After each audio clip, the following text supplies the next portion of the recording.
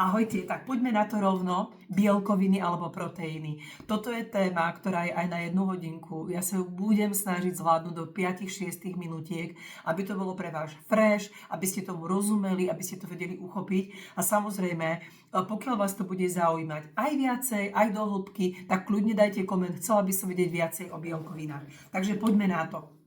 Bielkoviny alebo proteíny potrebujeme mať každúčky jeden deň. Každý jeden deň. Nedá sa to obísť. Keď budeme chcieť telo oklamať, tak ono nám to vráti. Vráti nám to tým, keď máme nedostatok bielkovín, že sme mlskí, stále by sme jedli, rýchlo priberáme, máme spomalený metabolizmus. Proste to není ono.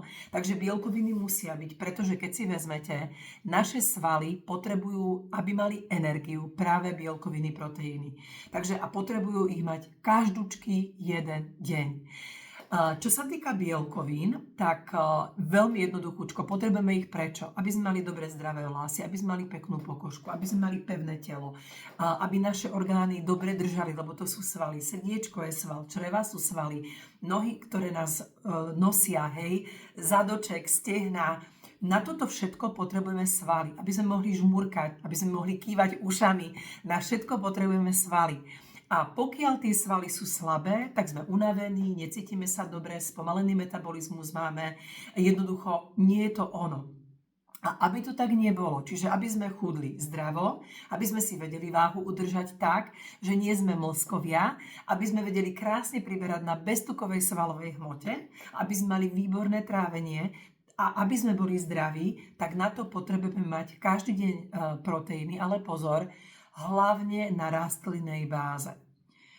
Poďme sa ale pozrieť na to, čo majú bežne ľudia vo svojom jedálničku, pokiaľ nemajú nutričné potraviny. Čiže napríklad tí, čo ste tu úplne noví, tak sa vrátite možno 2-3 dní dozadu, alebo týždeň. Tí, čo ste tu už nejakú výzvu, 10., 15., 20., 30., to je jedno, tak sa vrátite na začiatok. A to je to, že väčšinou ľudia v dnešnej dobe majú práve bielkoviny, a to je živočíšneho pôvodu. Čiže mäsko, jogurty, syry, hej, všetkého možného druhu, vajíčka, hej, proste mäsko, ako som spomínala, takisto. To znamená, že to je od zvierat, čiže živočíšneho pôvodu, a tieto bielkoviny živočíšneho pôvodu spôsobujú preťaženosť pečene, tým pádom zápchy alebo hnačky, nespavosť, alebo ťažko dlho zaspávame, medzi 1/3 sa budíme. To sú všetko signály, že to telo je preťažené, tá pečeň je preťažená. Bolia záhybové oblasti na rukách, kolena, bedra, tam je kyselina močová uložená práve z toho, hej, že ľudia jedia veľa živočíšnych jedál, takisto spomalený metabolizmus, stále brúško, nevedia s neho súduť, môžu cvičiť koľko chcú, jednoducho proste ten ozdobný prstenec sa tam drží a nechce odísť, pneumatiky, matador púchov, takisto. A jednoducho veľakrát sú takí nervózni, majú vyšší alebo kolísavý tlak. To je všetko, a pigmentové škvrny. To je všetko to, že telo dáva najavo, že niečo nie je v poriadku. Pokiaľ je to tak, že máme rastlinného pôvodu bielkoviny, tak bielkovina alebo proteíny rastlinného pôvodu, rastlinka je tenká. To znamená, jedna vec je, že ľudia, ktorí majú hlavne tieto bielkoviny, majú úplne inú postavu. Ďalšia vec je, majú úplne iné trávenie, a posledné, krásne dokážu znižovať váhu, že to vidno, že sa tak pekne spevnia, sú zdraví, sú fit, majú energiu a vedia si krásne udržiavať aj tú postavu, ale aj chuťky pod kontrolou. No dobre, to bola teória, hej, to bolo všetko krásne, ale teraz ako to uchopiť a dať do praxe? Veľmi jednoduchúčko znova, každý máte nejakú váhu a toľko, koľko vážite, tak to je minimálne minimum, čiže napríklad v mojom prípade je to 60 kg, tak keď mám 60 kg, tak potrebujem minimálne 60 gramov bielkovín denne. Minimálne. Ideálne je aj 1,5 gramu na 1 kg váhy, čiže kľudne aj 75. Pokiaľ je tu niekto, zase sa zjednodušene budeme počítať, 100 kilový, tak potrebuje 150 gramov bielkovín, aby to telo dobre fungovalo, aby dobre chudlo, aby bolo dobré trávenie, aby krásne som schudla do beztukovej svalovej hmoty. Ja mám napríklad dole 38 kg po 2 deťoch, mám konfekčnú veľkosť 36, už roky rokúce, mám 47 rokov a poviem vám, že teraz sa cítim lepšie, ako keď som mala 18 rokov a mám krajšiu postavu, pevnejšiu, svalnatejšiu, proste úplne o niečom inom, ako tých x rokov dozadu.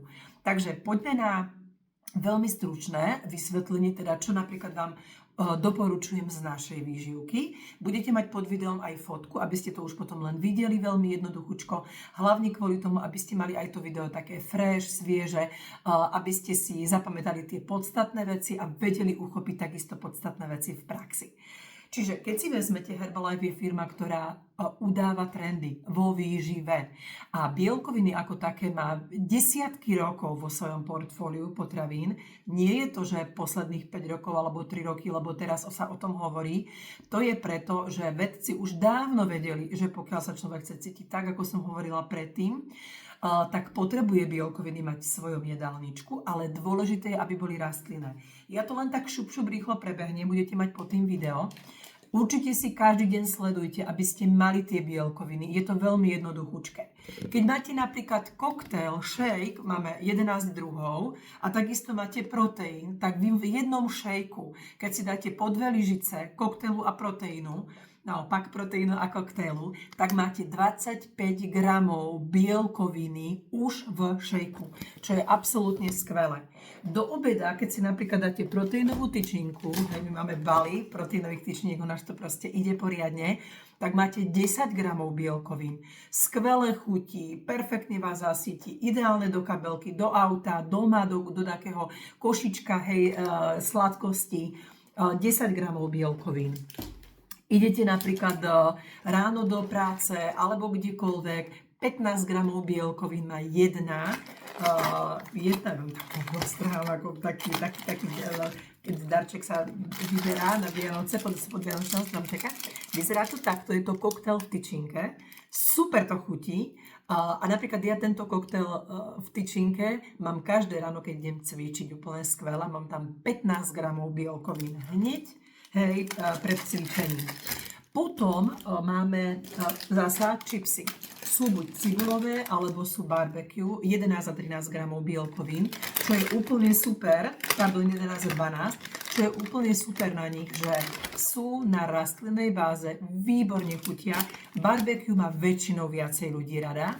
Ja mám rada obidve príchute, úplne sú skvelé. A viete čo znova? Keď napríklad pozeráme večer film, alebo napríklad v aute to mám, krúžky, poznáte to, cestovačky. Doma máme čipsy. My kupujeme tieto čipsy od Herbalife, pretože sú jedna vec maximálne výživné a druhá vec sú na tej rastlinnej báze. A tak či tak chcem niečo si zamlsať, tak také, čo mi krásne funguje a pomáha k tomu, aby som sa dobre cítila. A keď ste tu ľudia, ktorí napríklad až tak sladké nemusíte, že dáte si, ale nemusíte, tak máme napríklad proteín neochutený. Tento vegánsky je ochutený, je tak nechutí ako pribináčik, aj keď vegánsky, ale chutí ako pribináčik, úplne fantastický. A toto je neochutený. Čiže ak máte radi také, že sviežejšie koktaily, také menej sladké, tak proste tento proteín je skvelý. A viete si to krásne regulovať. Ráno, keď máte shake, máte 25 gramov bielkovín. Kľudne si môžete dať aj 2 proteínové tyčinky, tam máte ďalších 20 gramov.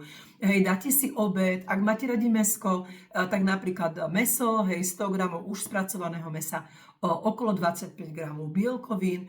Po obede si dáte šalátik, dáte si tam syr, napríklad cottage syr, tam máte ďalšie bielkovinky a keď chudnete a večer si dáte taký super shake, znovu taký dobre vymazlený, tak máte ďalších 25 gramov bielkovín.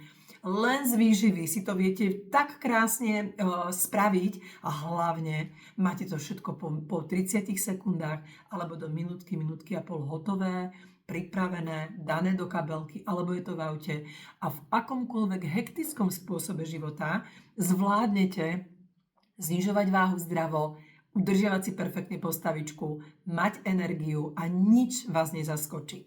A rozlúčim sa poslednou vetou. A to je, keď som pripravený, tak nie som zaskočený. Takže držím paľuchy, aby sme mali krásne výsledky a pod videom budete mať ešte každý jeden produkt, koľko má gramov bielkovín, aby ste si to vedeli krásne rátať. Majte sa krásne, pa pa!